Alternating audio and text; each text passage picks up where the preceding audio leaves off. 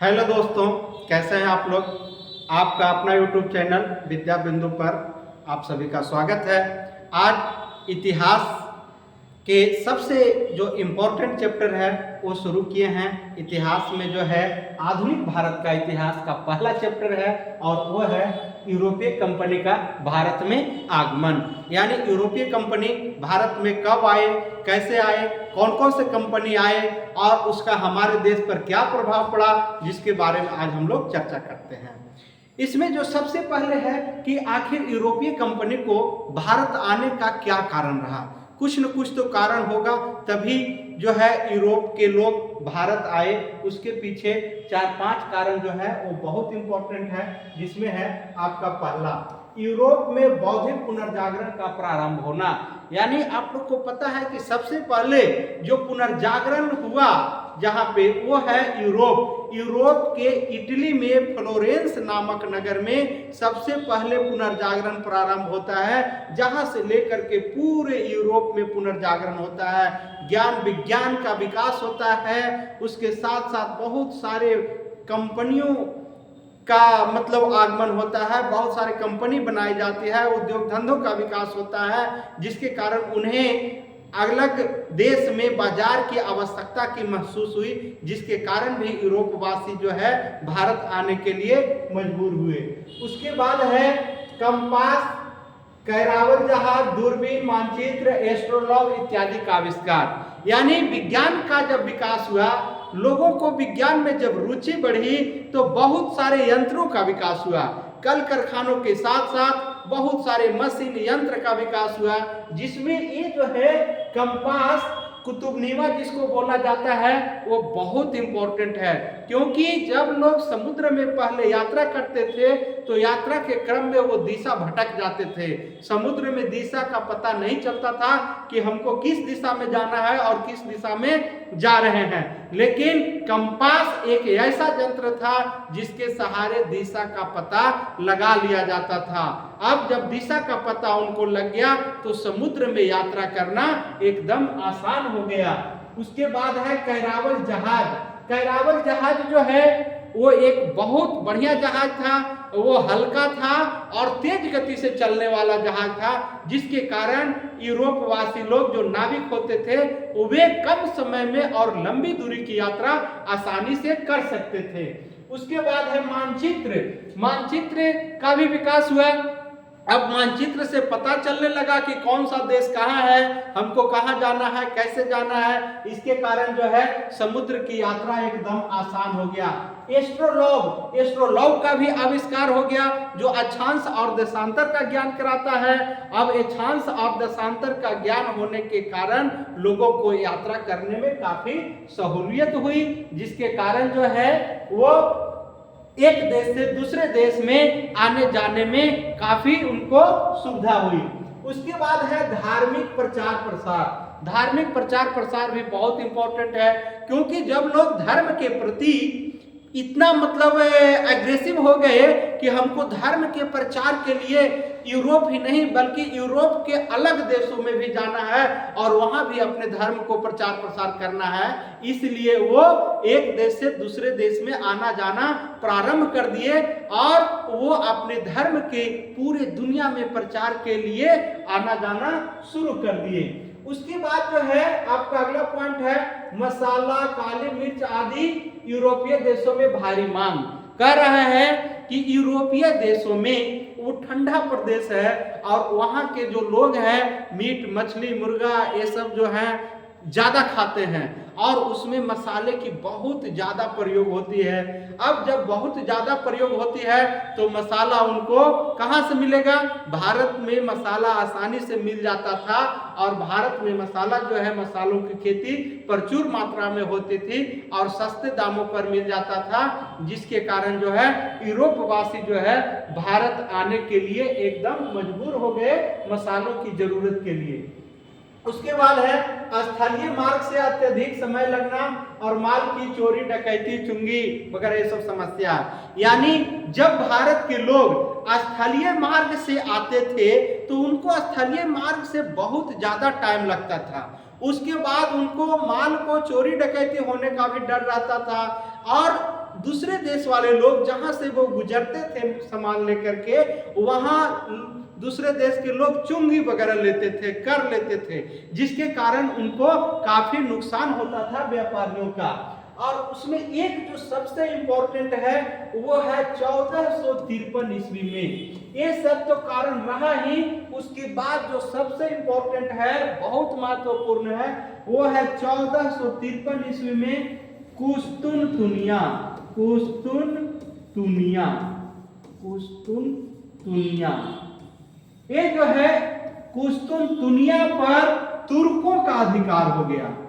तुर्कों का अधिकार हो गया। 1453 ईस्वी में कुस्तुनतुनिया जो भारत आने का स्थलीय मार्ग का रास्ता था, और ये रास्ता जो है तुर्कों ने इस पर अधिकार कर लिया। कुस्तुनतुनिया पर तुर्कों ने कब अधिकार किया?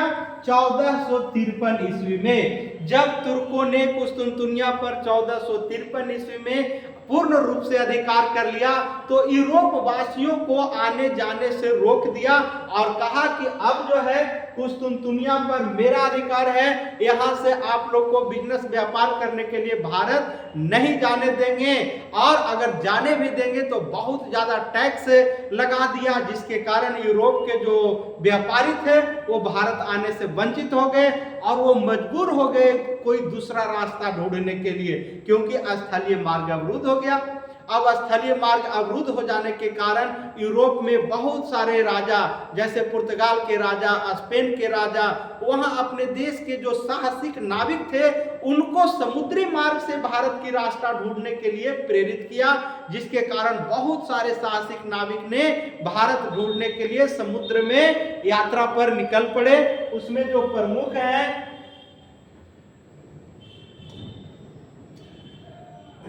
उसमें प्रमुख जो है पुर्तगाल के नाविक आए, उसके बाद स्पेन के आए, और बहुत सारे विदेशी कंपनी आए। उसमें हम लोग देखते हैं कि यूरोपीय कंपनी की प्रथम फैक्ट्री की स्थापना, यानी यूरोपीय कंपनी की जो स्थापना हुई वो कौन कौन सी है, यानी पुर्तगाल की स्थापना 1503 ईस्वी में आई।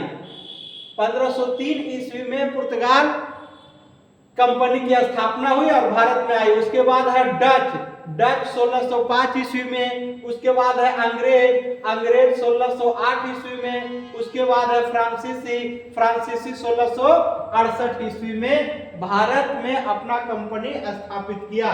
उसके बाद है प्रमुख खोजें, यानी प्रमुख खोजों में कौन कौन से देशों का महत्वपूर्ण योगदान रहा है। प्रमुख खोजों का कहने का मतलब हुआ भौगोलिक खोजें, यानी जैसे हम लोग कहते हैं कि भारत की खोज वास्को डी गामा ने किया, तो क्या भारत कहीं भुलाया हुआ था? नहीं, भारत आने के लिए समुद्री मार्ग का वास्को डी गामा ने खोज किया। भारत पहले से भी पता था यूरोप वासियों को कि भारत कहाँ पे है, लेकिन उनको स्थल मार्ग से रास्ता पता था, जो कुस्तुनतुनिया से होकर के रास्ता गुजरती थी वो रास्ता पता था। समुद्री मार्ग से रास्ता पता नहीं था कि भारत कैसे जाया जाएगा। लेकिन 1453 में कुस्तुनतुनिया के पतन के बाद यूरोप के देश के जो नाविक थे, जो व्यापारी थे, वो मजबूर हो गए समुद्री मार्ग से रास्ता ढूंढने के लिए। पुर्तगाल के एक राजकुमार थे जॉन हेनरिक, जिनका नाम था। अब वो समुद्री यात्राओं को इतना ये बढ़ावा दिए, अपने देश के लोगों को इतना प्रेरित किए, उनको इनाम दिए, जिसके कारण उनको हेनरी द नेविगेटर कहा जाता है। एवं एक थी स्पेन की महारानी इसाबेला। स्पेन की महारानी इसाबेला ने भी अपने देश के नागरिकों को, अपने देश के जो साहसिक नाविक थे, उनको भारत ढूंढने के लिए, भारत खोजने के लिए, भारत के साथ व्यापार करने के लिए, समुद्री रास्ता खोजने के लिए उन्होंने देश के नाविकों को काफी प्रेरित किया। ये दो नाम बहुत इंपॉर्टेंट है। पुर्तगाल के राजा हेनरी द नेविगेटर, जिनको जॉन हेनरी नाम था, और स्पेन की महारानी इसाबेला, ये दो का नाम बहुत अग्रगण्य है। उसके बाद है पुर्तगाली नाविक बार्थोलोमियो डियाज। पुर्तगाल के नाविक हेनरी द नेविगेटर से प्रेरणा लेकर बार्थोलोमियो डियाज 1488 ईस्वी में केप ऑफ गुड होप की खोज किया। यानी बार्थोलोमियो डियाज ने समुद्र में यात्रा किया और जो दक्षिण अफ्रीका का अंतिम किनारा था वहां तक जाने में सफल रहा। उसको हम लोग केप ऑफ गुड होप कहते हैं और उत्माशा अंतरिक्ष भी कहा जाता है। अंग्रेजी में केप ऑफ गुड होप और हिंदी में उसे उत्माशा अंतरिक्ष कहा जाता है, जो दक्षिण अफ्रीका का अंतिम किनारे था। एकदम दक्षिण अफ्रीका का सबसे लास्ट किनारा था। पहले के जो नाविक थे वो डरते थे कि समुद्र में अगर यात्रा करने के लिए हम निकलेंगे तो समुद्र के किनारे में कहीं अंत आएगा और जा करके हम एकदम पाताल में चले जाएंगे और हम लोग मर जाएंगे। उनको धरती के बारे में पूरा ज्ञान नहीं था, वो डरते थे समुद्र में यात्रा करने से। लेकिन विज्ञान के आविष्कारों ने रास्ता को एकदम सुलभ बना दिया। उसके बाद है 1492 ईस्वी में क्रिस्टोफर कोलंबस अमेरिका की खोज किया और वहां के मूल निवासी को रेड इंडियन नाम दिया। कोलंबस वास्को डी गामा तो भारत की खोज किया, लेकिन उसके पहले जो कोलंबस था वो 1492 ईस्वी में अमेरिका पहुंच गया। वो निकला था भारत खोजने के लिए, लेकिन संयोगवश दिशा भटक जाने के कारण वो भारत न पहुंच करके वो चला गया अमेरिका। और जब वो अमेरिका पहुंचा तो उनको लगा कि हम इंडिया पहुंच गए, हम भारत पहुंच गए हैं, और एकदम खुशी से चिल्लाया कि इंडिया इंडिया इंडिया, हम पहुंच गए। उसके बाद वहां के जो लोग थे एकदम गोरे गोरे लाल लाल लोग थे अमेरिका के। तो ये जो कोलंबस है वहां के लोगों ने कह दिया, वहां के लोगों को कह दिया कि ये रेड इंडियन है, उसका नाम दे दिया रेड इंडियन। इसीलिए अमेरिका के मूल निवासियों को रेड इंडियन कहा जाता है। और ये नाम देने वाला कौन है? कोलंबस। एक बहुत इंपॉर्टेंट क्वेश्चन आता है कि रेड इंडियन कहाँ के मूल निवासियों को कहा जाता है? तो रेड इंडियन यानी नाम से लगता है कि भारत के लोग होंगे, लेकिन ये भारत का नहीं है, ये अमेरिका के लोगों का नाम कोलंबस ने दिया था। अब है 1492 में अमेरिका की खोज कर दिया। बाद में स्पेन के नाविक था जिसका नाम था अमेरिगो वेस्पूसी। अमेरिगो वेस्पूसी ने अमेरिका को पूरा विस्तृत रूप से ढूंढा और एक नई दुनिया का पता लगाया। और अमेरिका की विस्तृत रूप से ढूंढने का श्रेय अमेरिगो वेस्पूसी को जाता है। और अमेरिकी वेस्पूसी के नाम पे ही अमेरिका का नाम अमेरिका पड़ा, क्योंकि खोज तो कोलंबस ने किया था, अमेरिका को ढूंढा कोलंबस, लेकिन उसको पूरा विस्तृत रूप से ढूंढने का श्रेय अमेरिगो वेस्पूसी को जाता है। और उन्हीं के नाम पर अमेरिका का नाम अमेरिका रखा गया है। भारत के एक व्यापारी अब्दुल मजीद की भेंट वास्को डी गामा को अफ्रीका में हुई। वास्को डी गामा जब भारत की यात्रा पर निकले थे तो दक्षिण अफ्रीका में भारत के एक आदमी मिल गए जो गुजरात के व्यापारी थे, जिनका नाम था अब्दुल मजीद। अब्दुल मजीद से वास्को डी गामा जो है बात करते हैं, पूछते हैं कि हमको भारत जाना है। तो अब्दुल मजीद जो है उनको रास्ता बताते हैं कि भारत ऐसे ऐसे जाना है, यहाँ पे भारत है। यानी अब्दुल मजीद की सहायता से वास्को डी गामा जो है वो 1498 ईस्वी में भारत पहुंचता है। कहां पहुंचता है? सबसे पहले वो केरल के कालीकट नामक बंदरगाह पर पहुंचता है। केरल के राजा जमोरिन वास्को डी गामा का भव्य स्वागत करता है। वास्को डी गामा जब केरल आता है तो उस समय वहां के राजा जमोरिन थे। जमोरिन ने वास्को डी गामा को खूब स्वागत किया, उनका खूब आदर सत्कार किया। उसके बाद वास्को डी गामा को भारत में व्यापार करने की अनुमति मिल गई। और वास्को डी गामा जब भारत से व्यापार प्रारंभ किया तो व्यापार में जो वास्को डी गामा भारत से पहला जो यहाँ से माल लेकर के गया, यूरोप के बाजारों में जब बेचा तो उसको 60 गुना मुनाफा हुआ। ये बहुत इंपॉर्टेंट है। 1 रुपया के सामान लेकर के गया था और उसे कितना 60 रुपया कमाया। यानी उदाहरण दे रहे हैं कि जितना भी वो पूंजी लगाया, मान लिया 1000 पूंजी वो लगाया तो मुनाफा कितना कमाया 60,000 रुपया। 60,000 रुपया वो मुनाफा कमाया।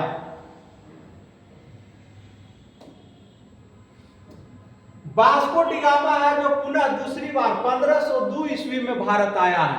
पहले बार तो वो आया था 1498 ईस्वी में। 1498 ईस्वी में 1498 ईस्वी में पहली बार वास्को डी गामा आया। वास्को डी गामा कहाँ का रहने वाला था? पुर्तगाल का रहने वाला था। अब वास्को डी गामा जो है भारत में कब आया? तो 1498 में आया। उस समय वहां का राजा कौन था? तो जमोरिन था। जमोरिन था। वास्को डी गामा सबसे पहले कहां आया? तो केरल राज्य के कालीकट नामक बंदरगाह पर आया। अब जो है 1502 ईस्वी में वास्को डी गामा दोबारा आया भारत, अपना देश पुर्तगाल से यहाँ बिजनेस व्यापार करने के लिए, और इनको गवर्नर जनरल भी बनाया गया था। 1519 ईस्वी में मैग्नम ने पूरी दुनिया का चक्कर लगाया। जब इतना सारा यंत्र का आविष्कार हो गया, एक कैरावल जहाज का आविष्कार हो गया और बहुत सारे हल्के जहाज और तेज चलने वाले जहाज का आविष्कार जब हो गया, तो मैगलन जो है वो पूरी दुनिया का चक्कर लगा दिया। पूरी दुनिया को उसने समुद्र में चक्कर लगा दिया, पूरा दुनिया घूम गया। वो कब घूमा था? 1519 ईस्वी में। उसके बाद कह रहा है कैप्टन कुक ने 1770 ईस्वी में ऑस्ट्रेलिया की खोज किया। अब जो है भौगोलिक खोजों की होड़ लग गई। यूरोप के बहुत सारे देशों ने अलग अलग जगहों पर खोज करना प्रारंभ कर दिया। उसी में है जो कैप्टन कुक नामक व्यक्ति ने 1770 ईस्वी में ऑस्ट्रेलिया की खोज किया। उसके बाद 1642 ईस्वी में तस्मान के न्यूजीलैंड की खोज की। 1642 ईस्वी में जो है तस्मान नामक व्यक्ति ने न्यूजीलैंड को ढूंढ निकाला। उसके बाद है आपका पुर्तगालियों ने अपनी प्रथम फैक्ट्री, जब पुर्तगाली यहाँ आया, यहाँ बिजनेस व्यापार करने के साथ साथ उन्होंने अपना एक जगह बनाया जिसको हम लोग फैक्ट्री कहते हैं। वहां पे वो सामान ला करके रखता था और सामान वहां से ले जा करके बेचता था। उसको फैक्ट्री के साथ साथ हम लोग कोठी भी कहते हैं।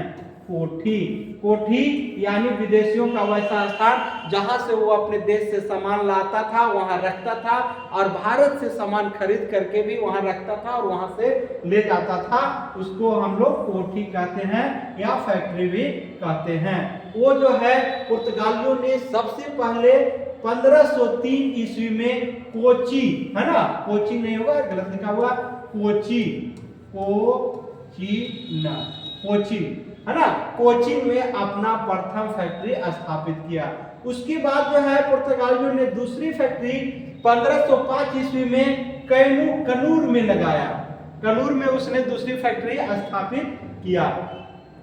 1503 ईस्वी में Alphonso de Albuquerque governor general बनकर भारत आया।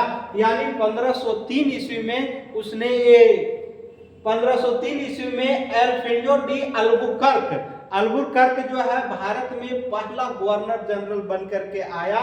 और पुर्तगालियों ने 1510 ईस्वी में गोवा तथा 1511 ईस्वी में नालंदा पर अधिकार कर लिया। यानी 1510 ईस्वी में भारत का जो सबसे इंपॉर्टेंट राज्य था गोवा पर इसने सबसे पहले अधिकार कर लिया और उसके बाद नालंदा पर अधिकार कर लिया। वास्को डी गामा की मृत्यु जो है, वास्को डी गामा की मृत्यु 1524 ईस्वी में भारत में हो जाती है। यानी वास्को डी गामा भारत 3 बार आया और यही रहा। 1524 ईस्वी में वास्को डी गामा की मृत्यु हो गई जिसे कोचीन में दफनाया गया है। अब है जो पुर्तगाल के गवर्नर जनरल, यानी पुर्तगाल के कौन कौन से गवर्नर जनरल आए। फ्रांसिस्को डी अल्मीडा, ये 1505 से 1509 तक रहे। पुर्तगाल का ये प्रथम गवर्नर जनरल था। उसने ब्लू वाटर पॉलिसी के तहत हिंद महासागर के समुद्री व्यापार पर एकाधिकार स्थापित करने की कोशिश किया। यानी ये जो governor general Francisco de Almeida था, उसने एक पॉलिसी लाया जिस पॉलिसी का नाम था ब्लू वाटर पॉलिसी, जिसके तहत वे पूरे हिंद महासागर में अपना अधिकार स्थापित करना चाहता था। वहां जो है और किसी विदेशियों को वहां रहने नहीं देना चाहता था, उस मार्ग से व्यापार करने नहीं देना चाहता था। और वहां पे जो दूसरे देश के व्यापारी आते थे उनसे ये सामान लूटपाट करने का भी काम करते थे, डकैती करने का काम करते थे, यानी समुद्री डकैत इनको कहते हैं। समुद्री डकैत ये थे, समुद्री डकैत।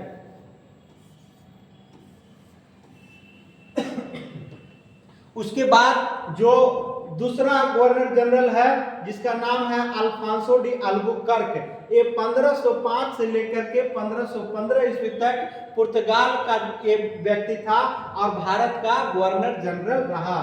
भारत में पुर्तगाली शक्ति का वास्तविक संस्थापक माना जाता है, यानी अल्फांसो डी अल्बुकर्क को भारत में पुर्तगाली शक्ति का वास्तविक संस्थापक माना जाता है। ये उतना फ्रांसिस्को डी अल्मीडा नहीं कर पाए, लेकिन ये जो है अल्फांसो डी अल्बुकर्क, उन्हें पुर्तगाली साम्राज्य को भारत में एक मजबूत देश के रूप में यहाँ स्थापित किया। अल्बुकर्क जो है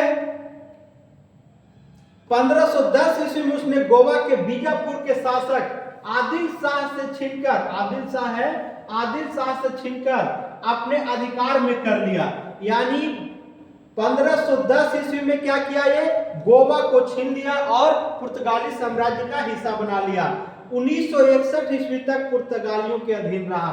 यानी 1510 ईस्वी से लेकर के 1961 ईस्वी तक ये जो गोवा है उस पर पुर्तगालियों का अधिकार रहा है। यानी भारत की आजादी के बाद भी गोवा में पुर्तगालियों का कब्जा था। 1961 ईस्वी में भारत सरकार ने पूर्ण रूप से गोवा को आजाद कराया और पुर्तगालियों को यहां से भगाया गया। सती प्रथा का विरोध करने वाला पहला यूरोपीय अल्बुकर्क था। यानी अल्बुकर्क हमारे समाज के लिए एक अच्छा भी काम किया है। वो अच्छा काम किया है कि सती प्रथा जो हमारे समाज का बहुत ही घृणित प्रथा था, उसको उन्होंने समाप्त करने का काम किया और अपने क्षेत्र में सती प्रथा पर प्रतिबंध लगा दिया। ये जो है एक बहुत ही सराहनीय काम किया है। अब उसके बाद जो तीसरा गवर्नर जनरल था वो नीनो डी कुन्हा था।